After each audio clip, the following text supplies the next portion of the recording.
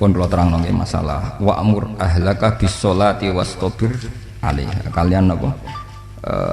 La'allaka napa? Tardu. Jadi ngeten nggih.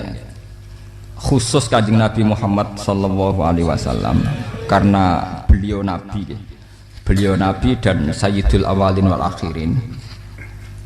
Itu punya aturan-aturan hukum yang lebih ketat sebagai ciri khas orang yang benar-benar dekat dengan Allah Subhanahu wa ta'ala. Misalnya Nabi itu tidak boleh menyimpan rezeki lebih dari kepentingan 3 hari. Bahkan sebagian ulama darani bahkan yang disediakan untuk besok saja itu tidak ada. Tapi untuk umatnya Imam Ghazali membolehkan sampai setahun. Era sampai untuk anak turun. Saking wedine ramangan malah untuk apa? Anak turun. Nah karena caranya gini, sampean tak warai la ala katardo. Jadi istrinya kula sukani mukadimah, saya tadi datang tuh, pokoknya kula wau mun sukani mukadimah. Kemungkinan ngaji di sini itu saya minta tambah prei, karena saya itu kalau tiap bulan. Yang jelas sekarang kan ada prei mulut, poso, Rejab. Mungkin kalau minta 2 lagi, tapi entah saya nanti milih apa. Jelas nih ketemu sampean sering pusing. Nomor 2, kalau tidak sering, tidak penting, gak usah sowan. Ngel-ngelo kula mun njenengan sanggep mawon kula nak ning omah milik keluarga. Nama milik napa? Keluarga. Apalagi saya punya pondok ngajar di sarang. Santri kadang lucu, niat takzim kiai ini malah sowan. Sowan ganggu, Bang. Kok nak mantur ning kula sering teng pandangan teng Kragan. Gus badhe sowan jenengan, ana apa badhe taklet hukum ning kene ae. Agak sopan, ora sopannya nak ning omah ganggu. Akhirnya mek ngadeg-ngadeg ning trotoar ngeten Gus wonten masalah ngene tak jawab. Gak apa-apa, ora apa-apa malah sowan malah apa-apa. Repot. Lho kula itu karena hidup dengan istri saya sama anak saya. Jadi yang ngurus anak saya sendiri. Jarang kula ngurus sadalem jarang. Memang itu memang saya punya standar pakai kitab-kitab kados hikam. Saya ini merasa hidup di dunia itu sendiri. Sampeyan tak warai la Allah kada potar tardo. Imam yang ngarang hikam itu punya resep supaya kamu seneng terus. Liyakil lama tafrahu bihi, mesti yakil lama tahzanu bihi. Usahakan sedikit sekali apa yang bikin kamu seneng, maka akan sedikit sekali yang bikin kamu susah. Jadi misalnya kulo nih, jadi kiai misalnya cari wong, kulo kiai wong alim, jelas nak ngalime ngalim, nak kiai rapati ya, nak ngalime jelas. Tapi nak kiai rapati, nah kan kiai tapi ra ngalim. Nah kulo nak darani wong alim malah muni ya jelas. Nak kiai rapati ya, kula rapati nurut tapi aturan masyarakat rapati napa? Nah sampean kiai tapi ora napa? Ngalim. Ya beda. Ndak ini memang bedanya jauh. Ya mungkin lebih kiai sampean gimana?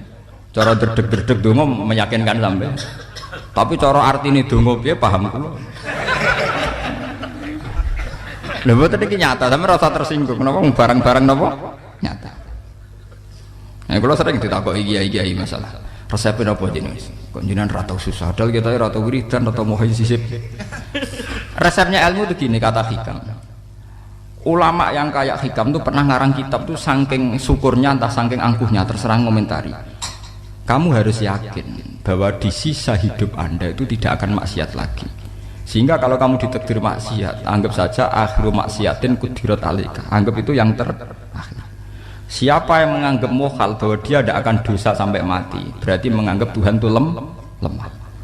Karena cara berpikir kita kan bayangkan hidup itu 40 tahun lagi. Misalnya saya sekarang buat 40, bayang urip kadang 4 tahun meneh. Sampean misalnya umur selawe, bayang selawe tahun meneh.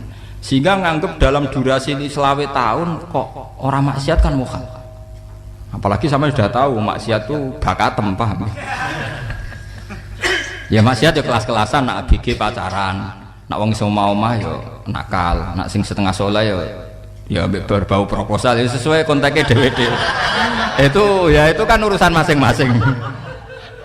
Ya itu kan urusan masing.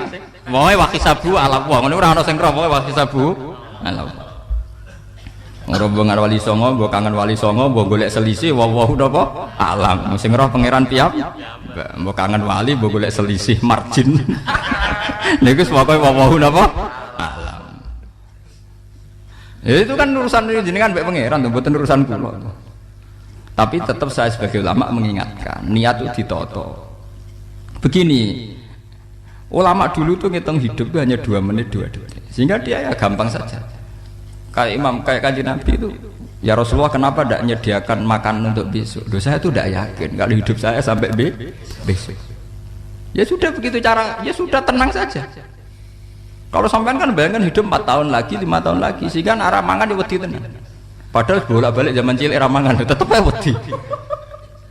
Jadi cara berpikir Nabi itu begitu. Begitu juga cara pikir sahabat, cara pikir ulama-ulama yang waras itu begitu. Loh, saya itu pernah melarat di Jogja zaman pertama merantau itu, kalau santri saya bilang, Gus kok tidak punya beras gitu, lagi apa yakin nak sesuk urip Pak? Kowe buta mangan sesuk, anak sesuk ijek napa? Urip. Cara berpikir ulama itu begitu. Sehingga melihat maksiat juga gitu.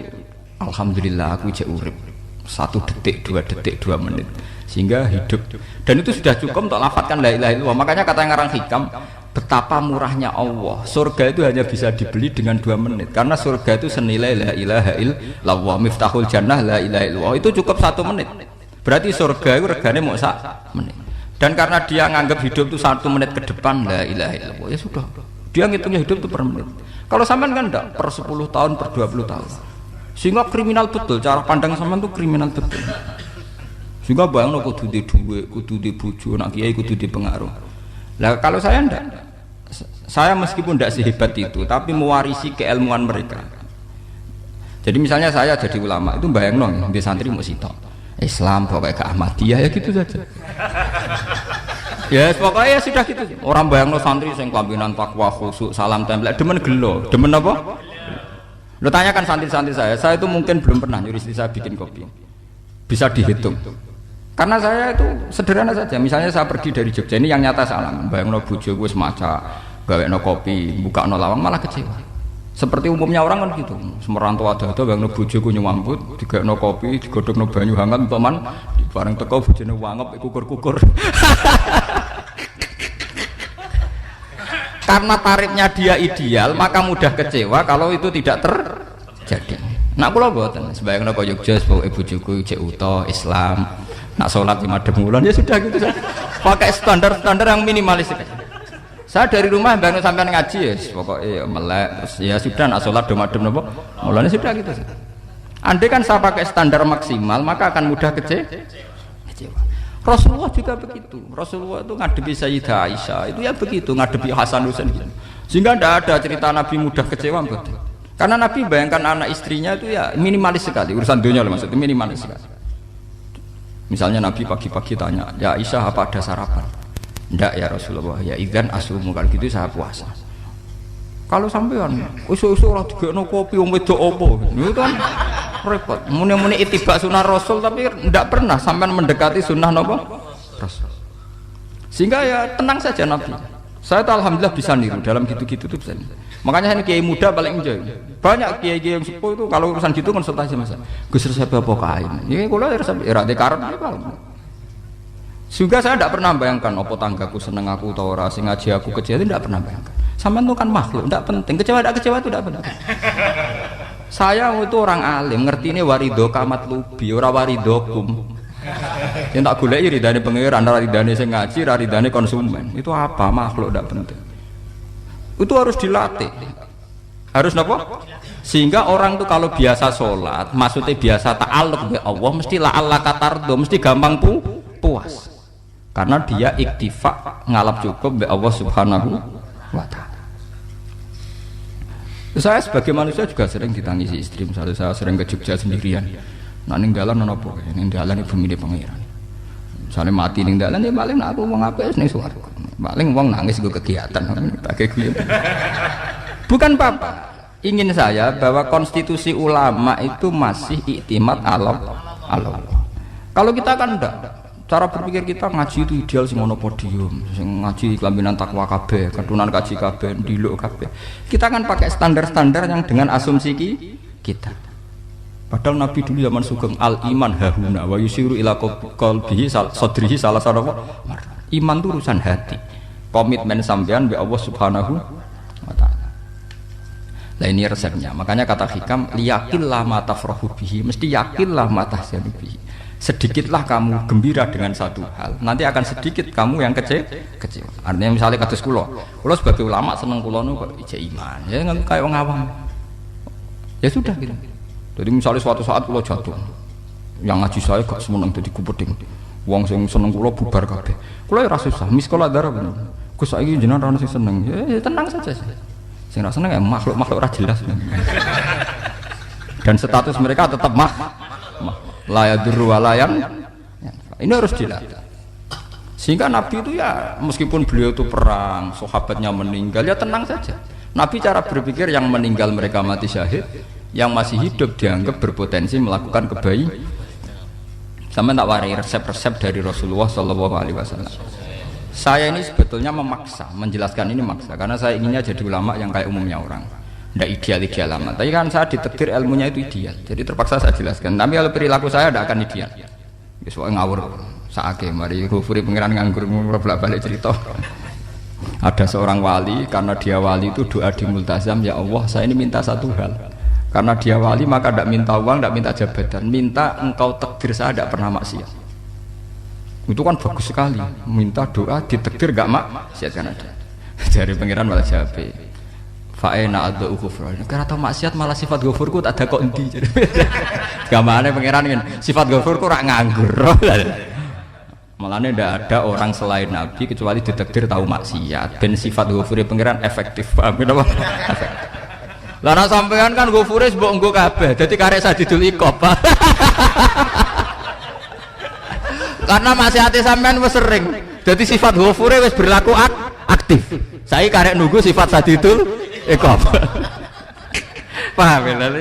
Itu beda dengan wali-wali. Sifat sadidul iqab mau aktif, mereka tidak punya malah pangeran bingung gak kok sifat ghafure. Apa ada kok ghafur atau dosa didakoki sadidul iqab gak tahu maksiat. Jadi pangeran malah sing bingung. Nak kowe ora tau maksiat ghafur kok tak dakoki. Mergo ora tau maksiat, wong iku ora tau apa? Didakoki sadidul iqab gak mungkin ora tau maksiat. Lah pangeran ape dakok ghafur kan syaratnya dosa sik to. Sampeyan kan walian. Ghafure wis dientekno. Keseringan kepake, paham ya? Karek nopo?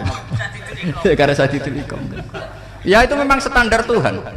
Semua Quran itu kalau nyeritakan gitu, Nabi ibadi anni anal ghafurur rahim. Kaulaku ceritani aku ghafurur rahim, tapi yo ceritani wa anna adzabi wal adzabul alim. Jadi Nabi ibadi anni anal ghafurur rahim wa anna adzabi wal adzabul alim. Kalau Nabi Ibrahim, Nabi Muhammad kan inna rabbaka lasariul iqab. Pangeran cepat nyiksane, tapi wa innahu laghafurur rahim. Jadi dua sifat ini pasti aktif. Dan tentu ulama itu senang sifat ghafur itu ya meskipun aktif, tapi mereka tidak pernah ngambil fasilitas sifat nopo. Kula baleni malih. Sehingga kayak Sayyidina Umar radhiyallahu anhu ketika beliau pertama jadi khalifah, ini cerita di kitab Hayati Sahabat. Pertama dia jadi khalifah, orang mengira dia akan ngomong hal-hal yang besar, visi besar tentang negara, visi besar tentang izzatil Islam wal muslim. Tapi ketika Umar pertama pidato begini, ayuhal muslimun ayuhan nas, ana, dari kata Sayyidina Umar, ana hulamun min bani Mahsub, akulu min kholati, saya ini pemuda dari Bani Mahsub. Kecil saya bisa makan karena bulik-bulik saya punya kebun kurma yang kalau saya memanen diopahi beberapa biji, dan itu menjadi kuti wahayati, menjadi saya bisa hidup. Terus wassalamualaikum warahmatullahi wabarakatuh. Orang itu penasaran semua. Orang jadi khalifah pertama dibendem jadi Amirul Mukminin, pidatone ngenang masa kecilnya ra kelar mangan, kelare mangan mergo buruh bulike, paham ya? Ngondoh kurma terus dikai tamarotin, beberapa kurma sing dadekno iso, dan itu saya pakai sampai ketemu Allah Subhanahu wa taala. Saya pakai misalnya sekarang saya mulya, misalnya kalau dibilang mulya ya ono sing nyucup, ono sing husnudzon, ono sing hormat, macam-macam sawangane. Itu bodoh sekali kalau saya menikmati itu, bodoh sekali. Paling banter nikmati dicucup, dihormati itu apa? Tapi kalau nikmatnya bisa makan saat itu tuh nyawa. SBY jadi presiden prestasi, Gus Dur jadi presiden prestasi, tapi umpama presiden tetap mangan. Prestasi tertinggi adalah bisa makan selisat dirumki gojogonyo. Makanya Umar mengingatkan, sebetulnya nikmat tertinggi saya itu tidak saat saya jadi khalifah, saat itu kok aku iso mangan, cara gak aku mati. Paham ya? Jadi itu luar biasa. Kita ini kan menjadi angkuh karena ngitung nikmat itu yang besar-besar, punya prestasi, punya Kalau saya enggak, ngitung hemat ya kelar mangan gak mati kan gampang. Sehingga saya tidak mudah kecewa karena tarifnya minimalis, gak gampang apa? Jadi misalnya kalau kapan-kapan kok berhubung, Gus niki Tuhan ngrasani jenengan ngeten-ngeten. Oh makhluk iku ya gak apa-apa. Kalau disetatuskan kiai kan seakan-akan ngomongnya sakral, seakan-akan mandi. Tapi nak tak status, oh makhluk iku ngomong ngono ya sudah kan.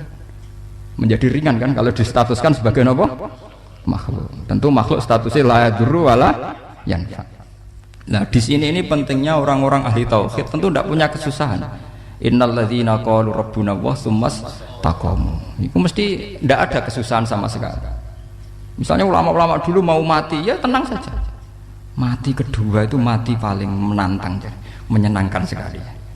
Karena mati yang seru itu mati zaman Al-Adam. Misalnya saya kelahiran tahun 70. Tahun 40-50 kan belum ada saya. Itu mati yang sejati karena Al-Adam. Kenapa? Al-Adam tidak ada. Mati yang nanti itu mati yang petualangan karena saya mati setelah menyaksikan kekuasaan Allah, setelah husnudzon sama Allah, sehingga mati yang menuruti kerinduan akan ketemu sang kekasih. Makanya Jalaluddin Ar-Rumi ketika mau meninggal dan orang-orang muridnya nangis, dia marah-marah. Hei murid-muridku, betapa bodohnya engkau. Saat kayak ini yang saya tunggu. Saya sudah menyesal berpisah mbak Allah zat sing tak seneng. Aku kecewa ketemu makhluk-makhluk koyo kowe. Saiki wis wayahe aku goleki Khalik zat sing tak senengi malah mbok tangi. Cek bodone kowe. Saat-saat sing tak enteni malah mbok tangis. Betapa aku lamanya menunggu kematian ini. Mergo hidup itu keterpisahanku mbek Allah, kemen ketemu kowe jare. Mulane Jalaluddin Rumilah yang mengistilahkan mati itu malam pengantin. Makanya fal'an awanul firaq minkum wa awanul wisol bihabibi. Ini saat yang indah karena ketemu dengan berpisah dari makhluk-makhluk yang tidak penting menuju sama habibi kekasihku. Jadi dia mengistilahkan mati itu malam pengantin. Semenjak istilah itu populer sehingga di Jawa ana ngipi dadi nganten takwilane mati. Itu filosofi sufi, ya filosofi napa? Lah niku tenan.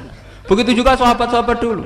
Bilal itu mau meninggal, anaknya udah nangis. Bilal lagu ya, ditanya sama anaknya, kenapa anak-anak kamu nangis? Dan jenengan badhe kapundhut.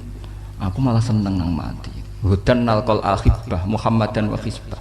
Aku nak urip ketemune mbek kowe terus. Malah nak mati ketemu Nabi Muhammad. Hudan nalqal akhibah Muhammadan wa hisbah. Nah, dengan cara pandang begitu maka hidup itu enjoy saja. Ya, saya sebenarnya keberatan pakai kelas ini, keberatan karena saya harus ngulang sampean-sampean itu. Ya makanya potensi kayak saya tentu mengurangi jadwal ketemu. Makanya saya mohon kalau tidak penting itu jangan sungkan. Anggap saja itu bagian dari hormat saya. Ya minimal sampai anak misalnya di dua saya ketahui gue jajan pentol anak melapo mau gue suwan bareng malah repot. Gue ganggu uang anak keleleran pak. Nah misalnya sampai kepentak kok hukum, uang nak rapi pinter, hukumnya takokane ya ringan, takok kiai tanggam paling bisa. Karena pertanyaan yang ringan tentu ya ringan-ringan saja kan. Gak perlu kiai kaliber. Sampeyan ra usah GR. Kalau pertanyaannya angel Gus gak ono sing iso jawab. Wong nak ra alim tahke, iku pertanyaane ya ora pati mutu. Iku wis kangelan ngoten. Ini mboten ngenyek tapi padha enak. Padha napa? Makanya kalau latih. Jadi hikam sendiri itu ada manhaj, ada metode. Kalau orang supaya tardo, liyakil lama tafrahu bi, yakil lama tahzanu. Anak saya itu kalau habis main pulang, itu saya senengnya pol. Istri saya pernah jangan.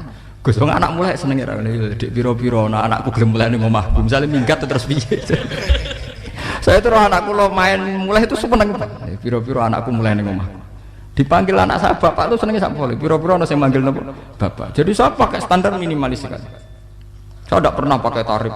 Dia anak yang ideal dihormati orang. Sampai anakku sujud nih pangeran, ngerti pentingnya mau tasbih. Makanya anak saya tak namakan tasbih semua. Itu ya sudah senang. Saya tidak pernah bayangkan anak saya jadi kayak besar dihormati semua. Mari gampang kecil. Ya mas, kaya kang Sayyidina Umar. Saya pemuda dari Bani Mahzub. Yang kecilnya bisa makan karena buruh bulikku. Akal tuh tamarot itu. Wah itu saya baca tuh nangis betul. Betapa hebatnya Sayyidina Umar. Mengingatkan ulang bahwa nikmat tertinggi itu ya makan karena makan kaitannya nyawa. Orang jadi bupati, enggak jadi bupati tetap makan. Jadi kalau ngantin saiki tarifnya minimalis sekali. Oh, kalau orang sudah makam gitu lah Allah katar mudah sekali. Tapi kalau sampai tarifnya ideal harus dia mobil kudu sangune akeh. Mosok go mobil gak sangu akeh. Barang wis sangu akeh kudu go penderek. Mosok kere lunga wong sugih kok lunga tanpa penderek. Barang pendereke maju. Mosok ora kena dikeloni ya malah repot. Akhirnya gue wong ayu, anak selingkuh diujar-ujari sing wedok, malah perkara meneh. Wong keruwet nuruti tahapan-tahapan duniawi ruwet.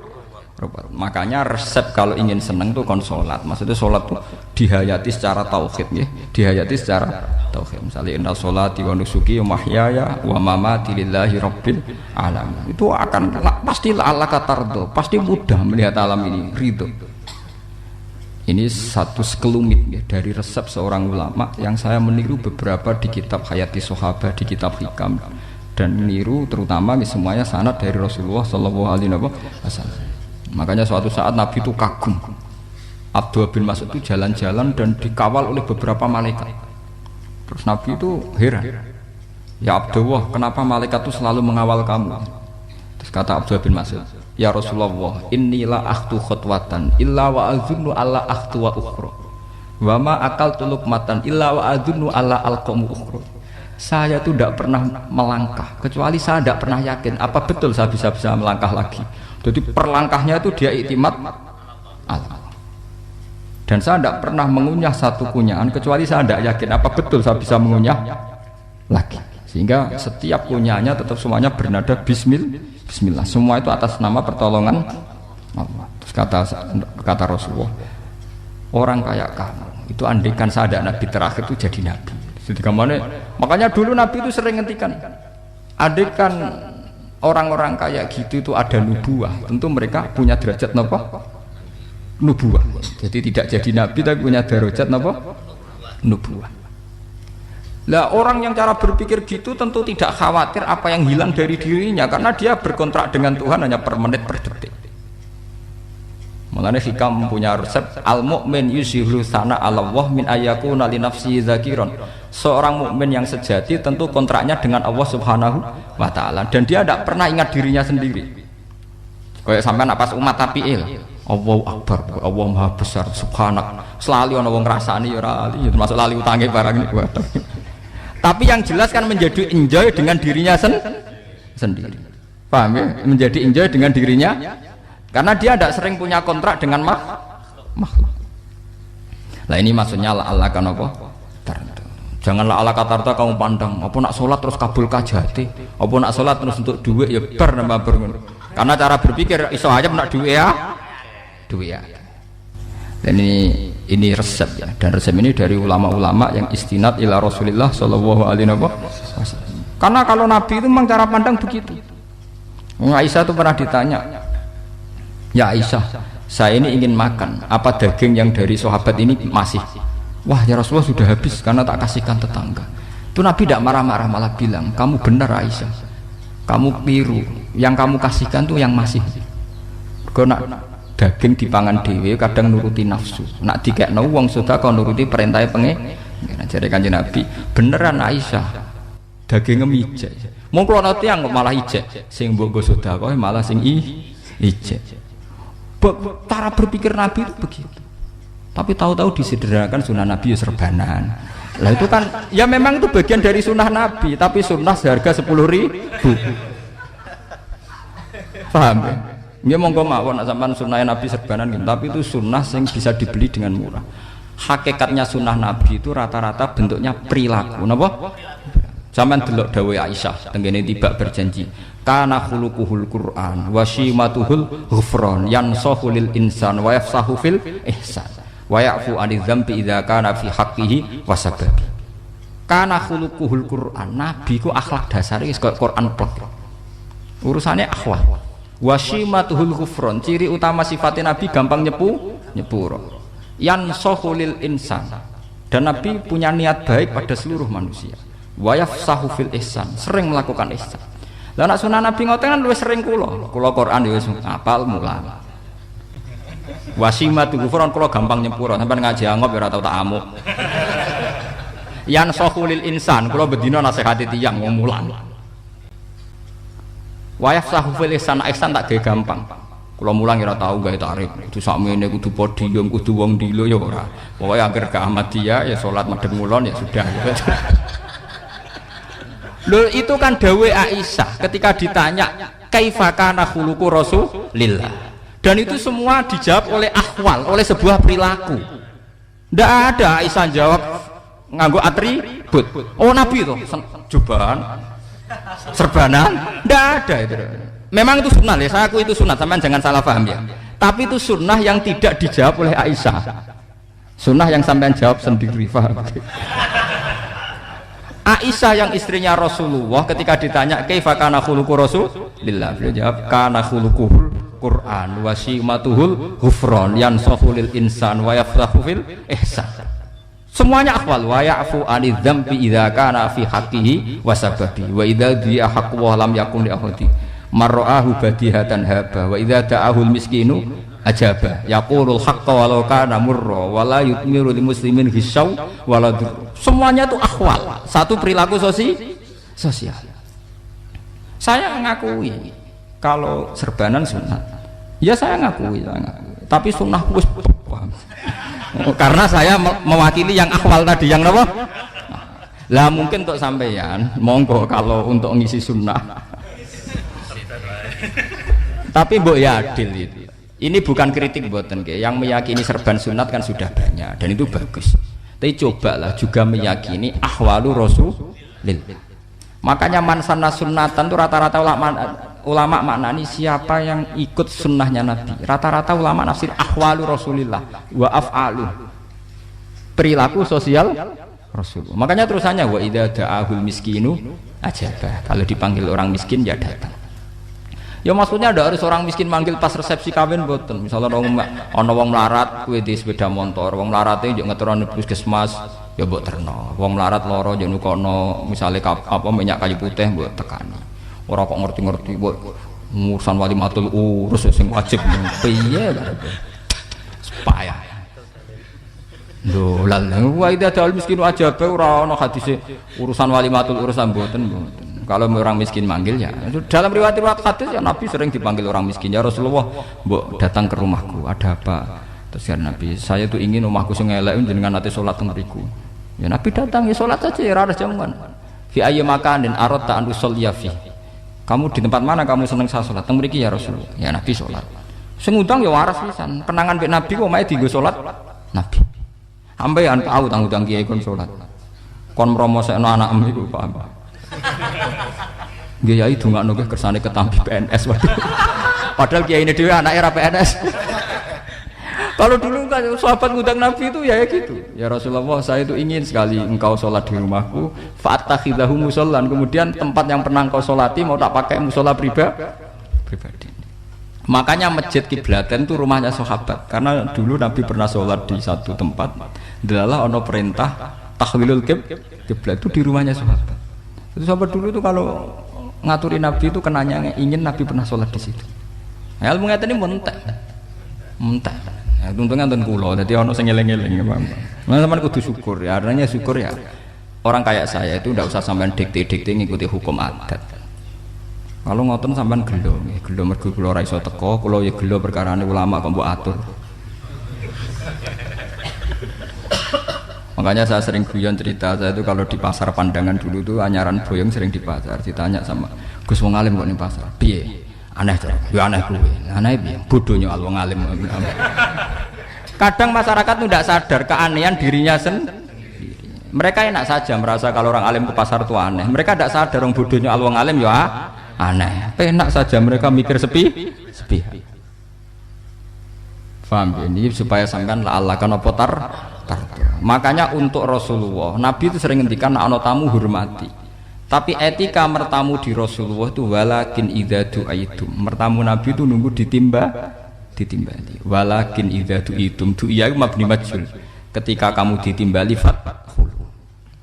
Jadi ya ayyuhalladzina amanu la tadkhulu buyutan nabiyyi illa ayyudzana lakum.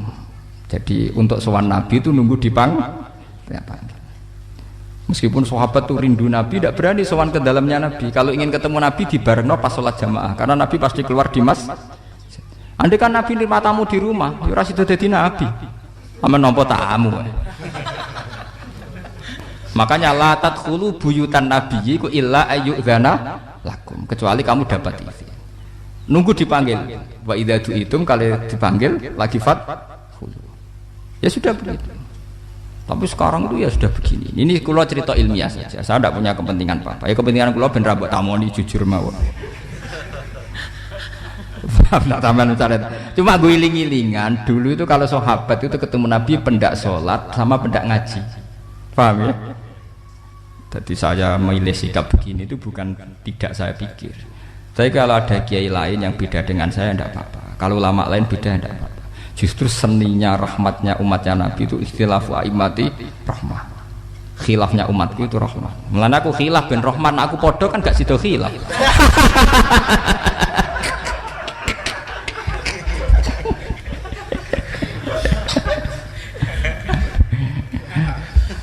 Dasar debat khilaf. Jadi sebetulnya jelas ya ayyuhalladzina amanu la tadkhulu buyutan nabi la yudzana lakum la ta'amin ghairu nazirina inna walakin idza du'itum, kalau kamu ditim. Nah, padahal setelah tidak ada nabi tentu yang mewarisi nabi adalah ulama. Ya minimal itu ya ulama itu pokoknya kula kenangan panjenengan yang ngaji misalnya. Kenal Gus Ba ya kenal nabi pas ngaji ya sudah gitu. Sahabat kenangannya sama nabi ya gitu. Nabi roh jenengem ora cuma aku betina jamaah ben Nabi. Ya sudah gitu kenangannya. Yang kenal Nabi ya sahabat papan-papan atas ya. Makanya sahabat itu ribuan tapi pancet sing muncul ning hadis Abu Bakar, Umar, Utsman, Ali. Karena yang lain memang enggak kenal, hanya ikut sholat, ikut ngaji. Jadi ya enggak ada memang enggak tahu muncul ning apa? Hadis. Muncul jam'un minas sahabah. Waduh. Munculnya rombongan. Ya karena mereka kenangannya Nabi ya pendak sholat, pendak apa? Ngaji. Paham gitu. Terus niki kula sukani resep liyaqil ma tafrahu bihi, mesti yaqil ma tahzanu bihi. Supaya sedikit sekali yang bikin kamu senang, maka akan sedikit sekali yang bikin kamu Jadi misalnya kita bayangno bojo ngoten. Bojoku alhamdulillah cah Islam nak sholat madhepmu. Jadi misalnya roh cerewete, roh judese, roh kukur-kukure mbek angop tenang. Tenang. Mergo jais tenang karena tarifnya mini. Jajal misalnya tarif bojo kudu senyum teko wis maca. Bareng roe teko angel. Waduh wis bar. Itu jare hikam gampang. Makanya hikam itu punya cerita. Suatu saat seorang raja itu dapat kiriman gelas keramik yang indah sekali dari Zabarjat. Terus bertatahkan intan, pokoknya serba mewah. Raja itu senang sekali. Ketika tanya penasihatnya, menurut kamu gimana gelas ini? Ya gelas ini indah sekali, tapi sebaiknya raja ndak punya aja. Loh, saya seneng kok sebaiknya ndak punya. Saking senengnya raja itu tiap minum pakai gelas itu, kalau ndak ada nggak mau minum. Suatu saat gelas itu pecah, susah sekali raja. Terus memanggil penasihat, iya bener kamu. Kalau saya dulu ndak punya malah tahu pecah. Jadi dulu raja itu yang gelas atom gelem, gelas biasa gelem kan menjadi bunga yang gampang kan ringan. Tapi sekarang bunganya bersyarat kan menjadi tambah repot. Sama aku di sini untuk bojo iku asal wedok sampai sholat madhem mulat wis seneng. Tapi setelah kamu pakai tarif yang macam-macam kan tambah senengnya repot. Ngenteni macak, ngenteni ramah, ngenteni servis kan repot. Tapi yang kula bojo kula sering janggal. Kepengen kula niku ngamuk, kula bilang ngamuk apa kowe Islam apa? Kowe ya rohku ya Islam ya salat ketake madhep wulan nang ngamuk urusan apa. Ya aneh memang cara berkeluarga saya aneh, tapi aneh yang waras. Dibang sampean umumnya orang umum tapi tidak bener. Karena tarifnya kebanyakan. Nah iku jenenge apa? Liyaqil ma tafrahu bihi, mesti yaqil ma tahzanu bihi. Mun al-Fatihah. Bismillah. Alhamdulillah rabbil alamin arrahmanir rahim.